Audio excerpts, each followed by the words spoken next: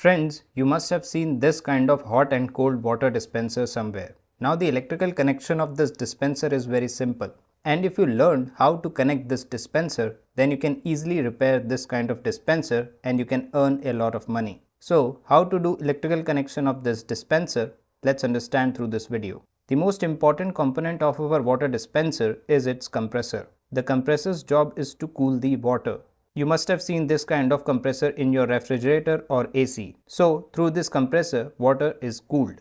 Apart from this compressor, you can also see a heater in our water dispenser. When you go for wiring, then before wiring, you should know about the compressor's terminal. If you open the compressor's cover, you will see three terminals there. One is R, second S and third is C. R stands for running winding terminal, S stands for starting winding terminal, C stands for common winding terminal. There are two windings in this compressor. One end of the two windings is connected here and one end of the two windings is connected with each other at this point here. This means common wire is here, running wire is here and starting wire is here. So this was about the compressor. To start this compressor, we use a PTC relay. PTC relay's job is to initially supply power to this compressor on starting winding. As soon as the compressor starts, it will stop supplying power to this terminal. It will supply power only to the running terminal.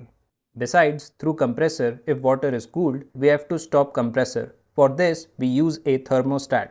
This thermostat turns on and off the circuit according to the temperature. After this, there is a switch behind the water dispenser which is cooling on off switch.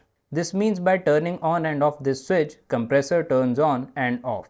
We also use a plug top to supply power to all electrical devices.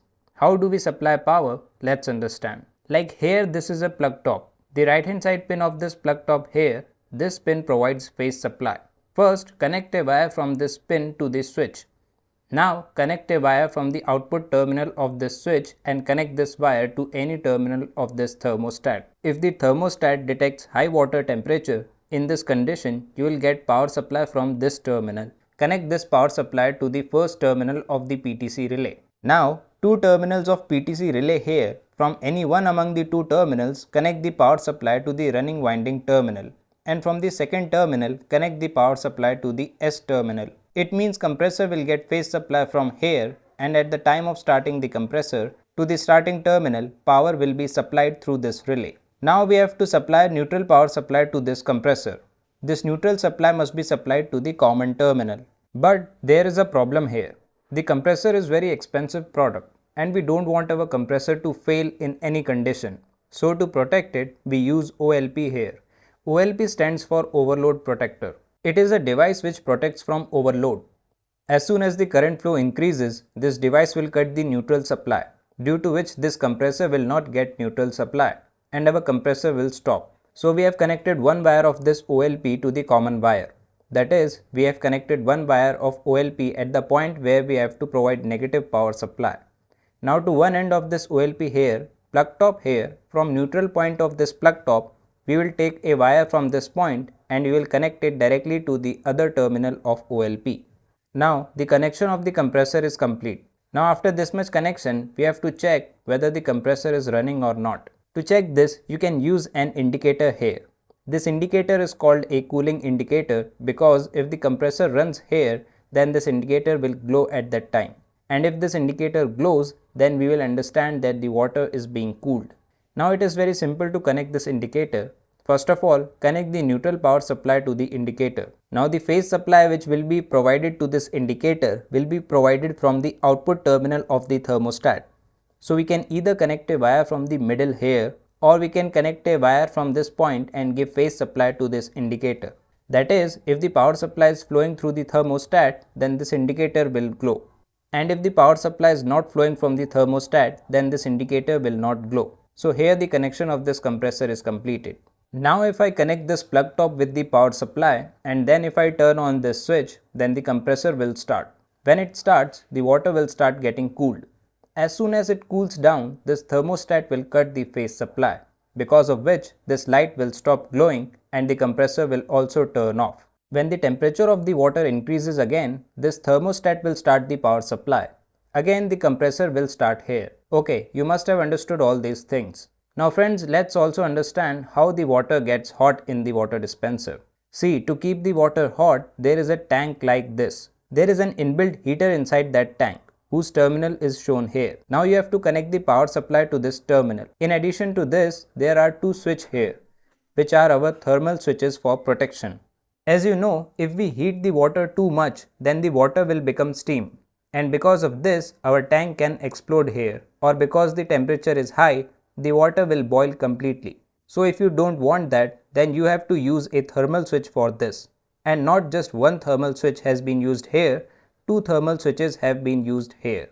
It is because if one thermal switch does not work, like when the water starts heating, then one thermal switch will turn off the power supply. But by chance, if one thermal switch is not able to turn off the power supply, then the other one will work so that you can get protection. And for the protection that the water will not get too hot, two thermal switches have been used here. Now let's understand how this heater will start. So see, to start the heater, first of all there is another switch like this, which is our heating on off switch. Means if you want to keep the water hot, then turn on this switch for it. The water will start heating. If you want to turn off the hot water permanently, then turn it off, so that your heater will not start.